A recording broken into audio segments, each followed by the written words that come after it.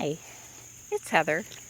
Hey, today we haven't really talked much about pruning, and this isn't totally about pruning, but we are coming to the end of summer, sad as that is, and one thing that happens around this time of the year is a lot of evergreens start getting ready to let go of their old needles.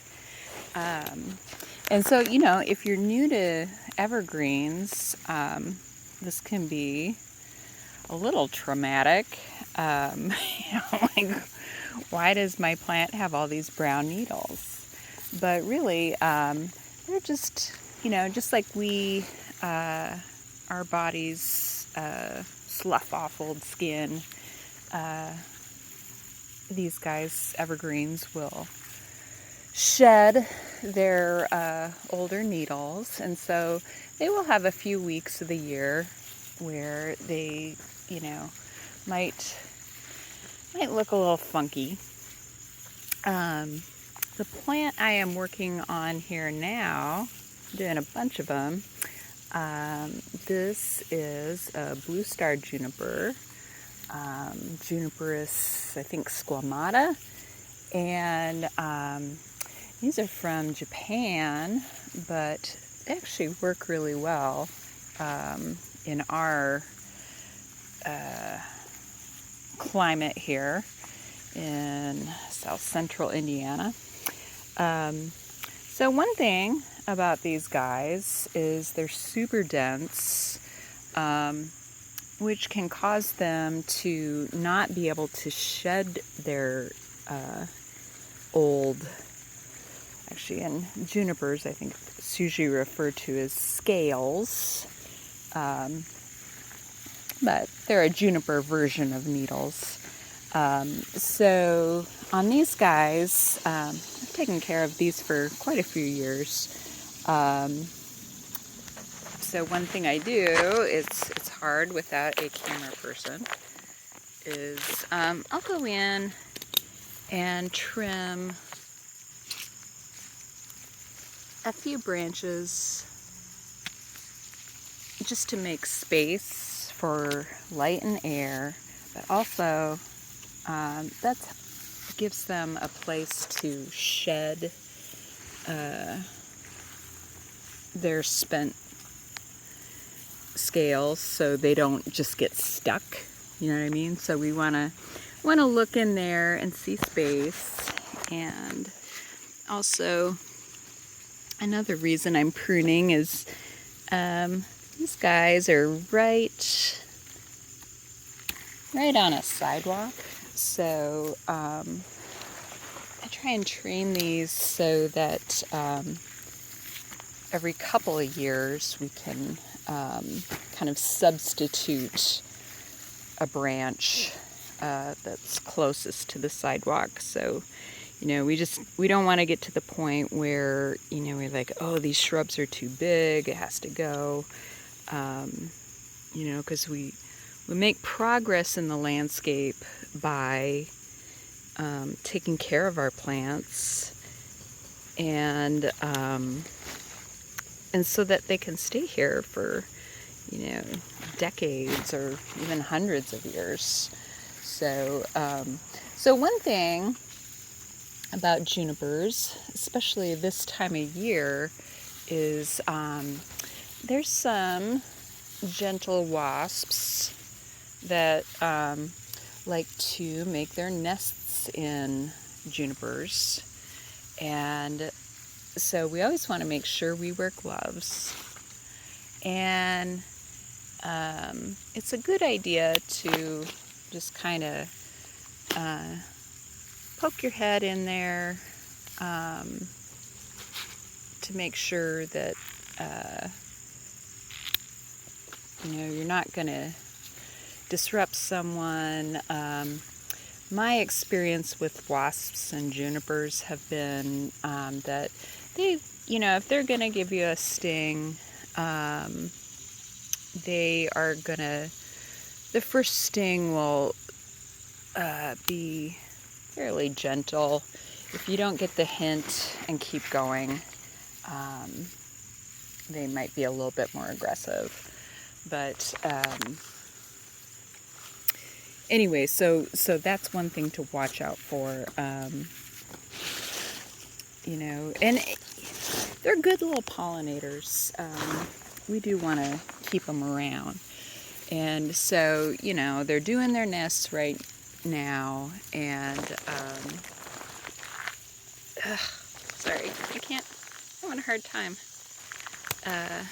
You know, so junipers we really can prune any time of the year except when it's really, really cold. So, you know, we can always come back if there are wasp nests. Yeah.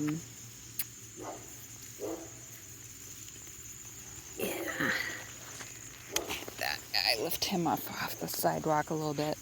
So, making some spaces. So, not all of these old needles today are ready to come out. Quite a few of them are. But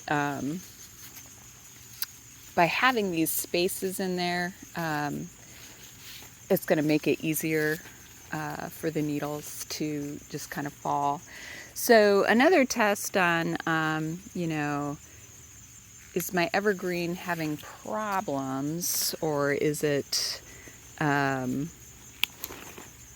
just the seasonal needle drop? You know, if you can pull a dead looking bit away and it just pulls away, then it's fine, it's just shedding. But if you've pulled on a dead bit and it doesn't fluff away like this, you know, so that we have just these little kind of tufts of old scales, but if it hangs on to it, that means that branch is dead. And you know, that's okay. A lot of times a plant will shut off resources to a branch if it's not getting enough sun, or you know, even in the case of a drought, you know, maybe it just can't support that much foliage anymore. So anyway, so if you do find that you have a dead branch, it's totally okay with junipers to prune them at any time. And this guy, he's kind of, just so you can see where I'm pruning, he was kind of going up and over a stem. So just like a tree, we want to correct any improper branching because it just makes for trouble later. So on these guys too, since they are so dense, you know, when you lift up,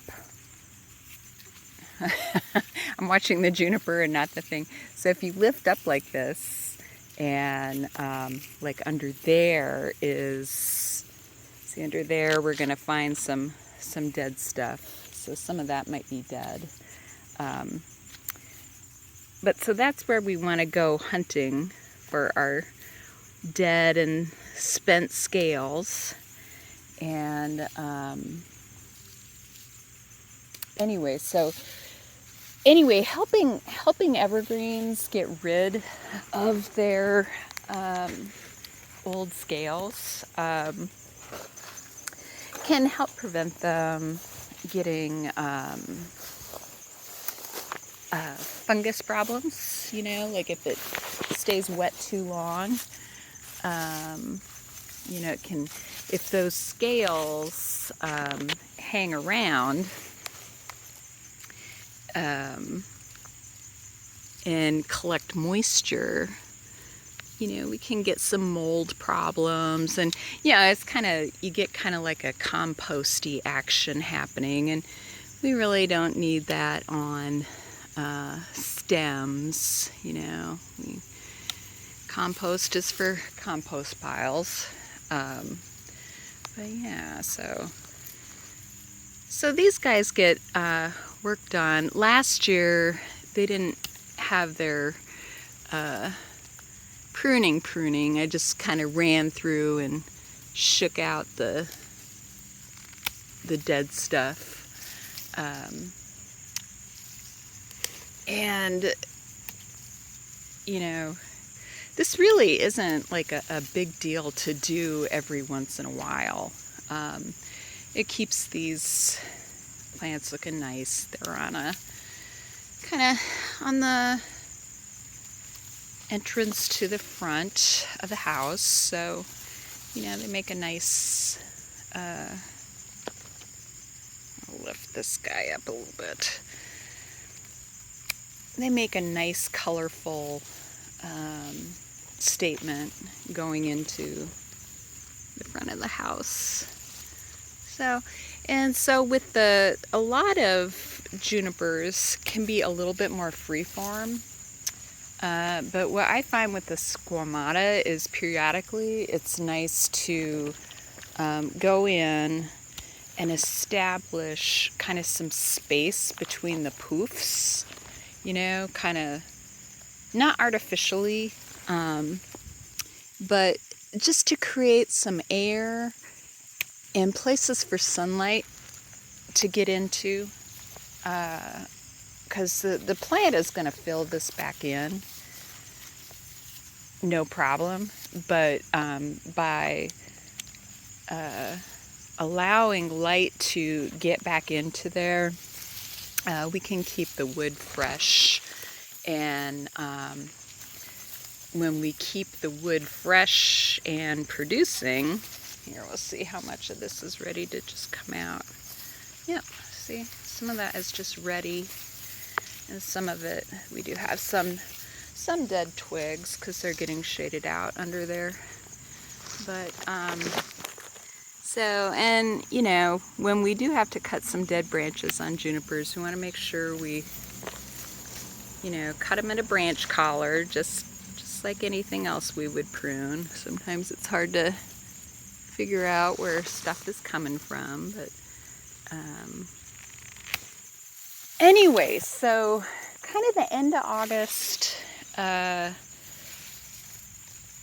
beginning of September, put your gloves on and jiggle your junipers.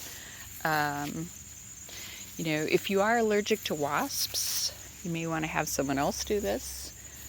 But like I said, the wasps in general are very gentle little creatures. They're just going to give you a warning shot, and if you listen to them, they're not going to be too mean. So anyway,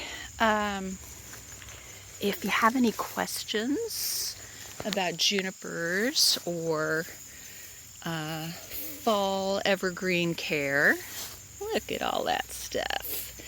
Why don't you comment down below?